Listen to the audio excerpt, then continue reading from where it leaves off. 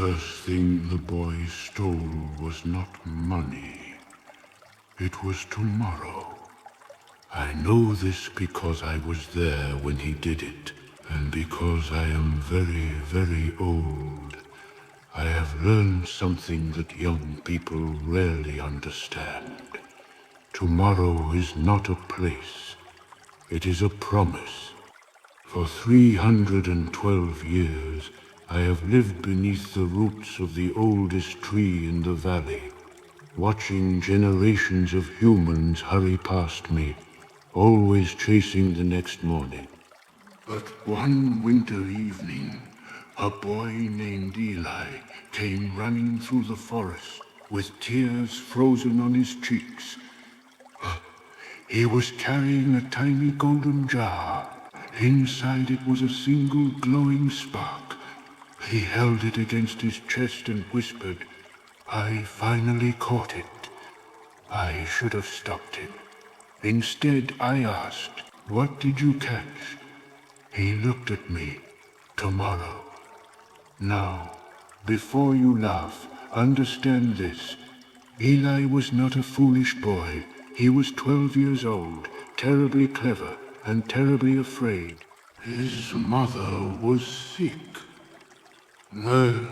The village doctor had told him she would not survive the night.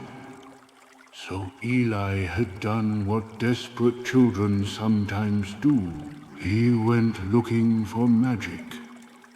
And in the oldest part of the forest, he found a door that had never been there before. Behind that door was a staircase. At the bottom of the staircase sat a little creature with silver eyes. The creature offered Eli a deal. "Give me 1 year of your life," it said, "and I will give you tomorrow." Eli didn't understand what that meant. He only knew his mother needed another day. So he agreed. The creature opened its hand. A golden spark floated out. Eli caught it in a jar, and the moment he did, the forest stopped. The snow stopped falling. The river stopped moving. Even the wind disappeared. Eli ran home. His mother was still breathing. For the first time in weeks, her eyes were open. She smiled at him, and Eli thought he had won. But the next morning never came. The sun remained beneath the horizon. The clock stopped. Birds refused to sing. And every morning after that was exactly the same. The village had been trapped inside one endless night. At first, everyone celebrated. No one grew older. No food spoiled. No wounds worsened. But after several days, people began to understand. Nothing could change. A child could not grow. A seed could not become a flower. A broken heart could not heal. The village wasn't safe. It was frozen. Eli came back to me carrying the golden jar. "Fix it," he said. I looked at the spark. Then I looked at him. "You cannot steal tomorrow without stealing it from everyone."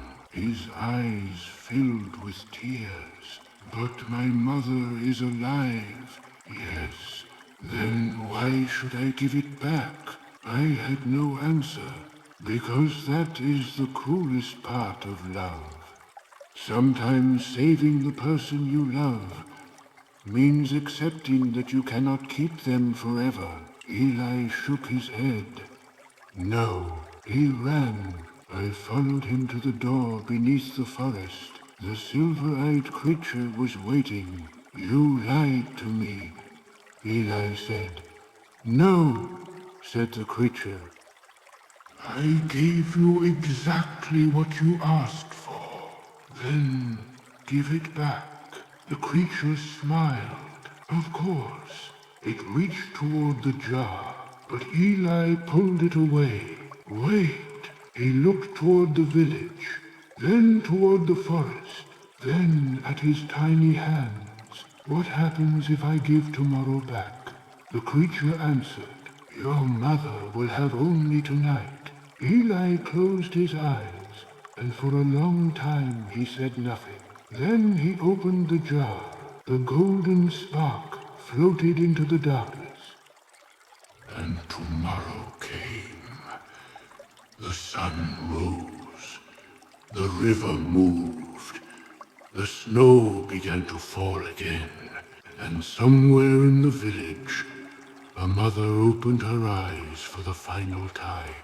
Eli spent that entire day beside her. They talked. They laughed.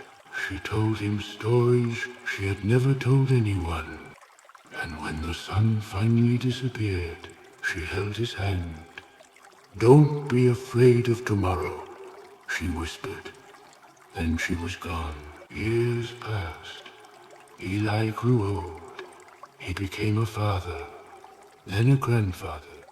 And every winter he returned to the forest and left a small golden jar beneath my tree.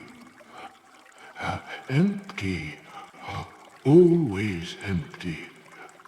One evening, when Eli was an old man himself, he sat beside me. "I used to hate tomorrow," he said. "Why?" "Because tomorrow took my mother.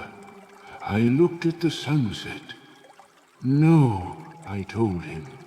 "Tomorrow gave you every day you lived after her." Eli smiled, and that was the last thing he ever said to me. Now, I have watched many humans pass through this forest.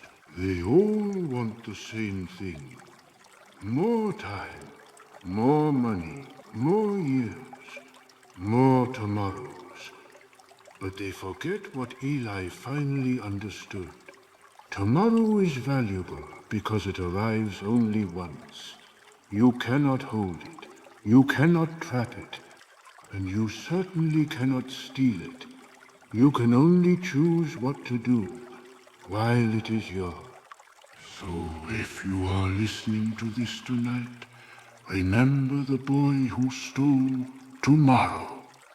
He discovered the hardest secret of all. A life without tomorrow isn't a life without death. It is a life without change. And sometimes the bravest thing a person can do is open their hands and let tomorrow come.